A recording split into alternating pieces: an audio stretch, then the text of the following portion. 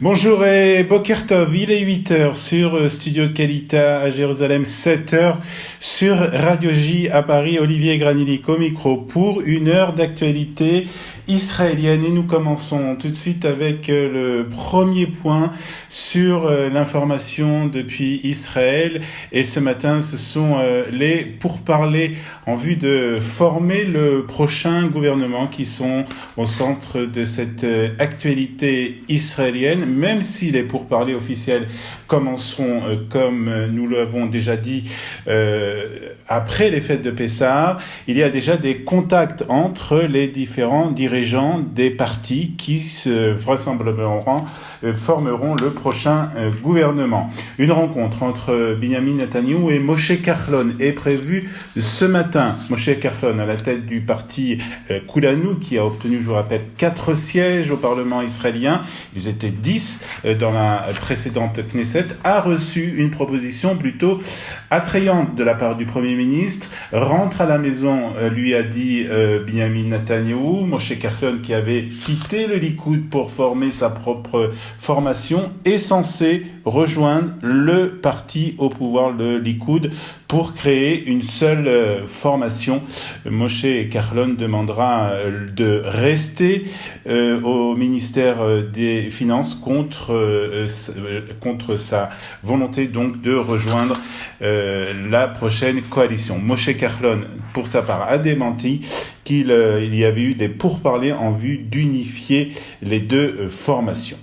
Eli Yishai, prochain ministre dans la coalition de Benjamin Netanyahu, c'est une question que pose ce matin la presse israélienne. En à croire certains médias israéliens, Benjamin Netanyahu lui aurait promis un poste dans le prochain gouvernement s'il retirait sa liste Yachad, la course électorale, et si le parti ultra-orthodoxe Yahadut HaTorah, qu'il avait soutenu, venait à remporter au moins 8 sièges, ce qu'il a fait.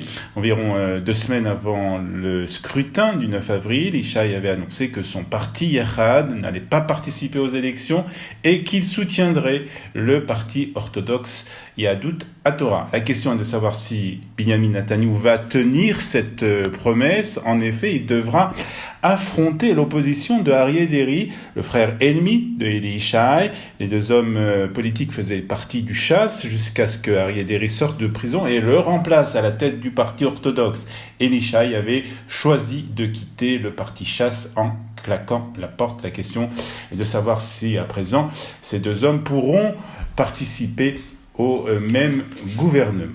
Et selon une enquête réalisée par une ONG israélienne, une majorité des Israéliens seraient en faveur de la création d'un gouvernement d'union nationale sans les partis orthodoxes. 66% des Israéliens préfèrent voir la formation d'un gouvernement qui comprendrait deux partis, les deux grands partis, le Likoud et le Kahol Lavan, qui ont tous les deux remporté 35 sièges lors des dernières élections législatives et qui laisseraient de côté les formations orthodoxes comme Chasse et Yahadut HaTorah. Seulement 34% des personnes interrogées soutiennent une coalition qui inclurait des partis ultra-orthodoxes et maintiendrait le statu quo sur les questions liées à la religion et à l'État.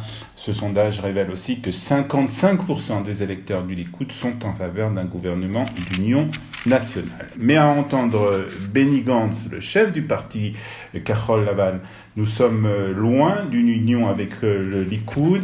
Kahol Lavan prendra la tête de la lutte contre les initiatives du Premier ministre qui visent à acheter une coalition qui lui servira de forteresse personnelle contre ses déboires judiciaires, a déclaré Benny Gantz. Nous ne le laisserons pas faire, a-t-il ajouté. Benny Gantz a fait cette déclaration après que Bezalel Smotrich de l'Union des partis de droite a confirmé que son parti avait l'intention de présenter un projet de loi visant à accorder une immunité parlementaire automatique à tous les députés et au Premier ministre dans le cadre de la réforme du système judiciaire qu'il veut mettre en place.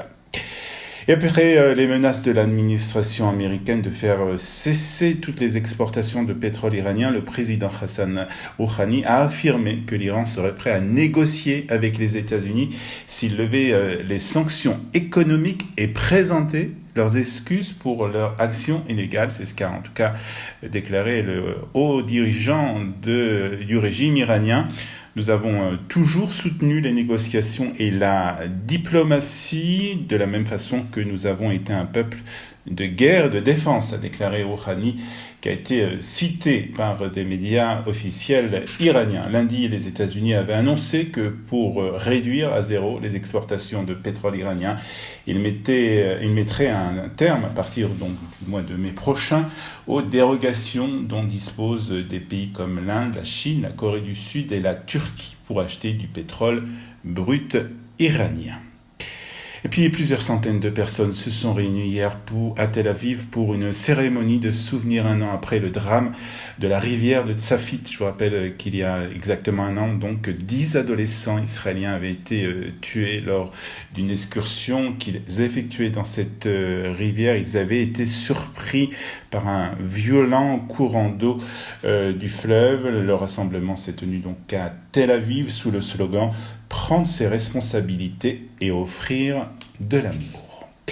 Le 7e jour de Pessah sera fêté ce soir en Israël et cette année, les Israéliens seront à la même enseigne que les Juifs qui vivent à l'étranger puisque la fin de Pessah sera suivie de Shabbat, donc 48 heures qui sont fériées en Israël, mais ce sont surtout les festivités de la Mimouna qui font la une de ce matin. Cette fête venue du Maroc a conquis toutes les communautés d'Israël et plusieurs Mimounotes seront célébrées dès la fin de la fête de Pessah, c'est-à-dire samedi soir, des festivités auxquelles des politiques ont l'habitude de participer. Cette année encore, ils seront des invités et vedettes de ces cérémonies.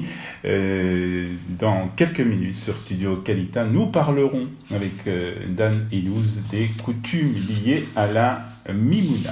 Et le soleil sera au rendez-vous pour la fin de la fête de Pessah en Israël.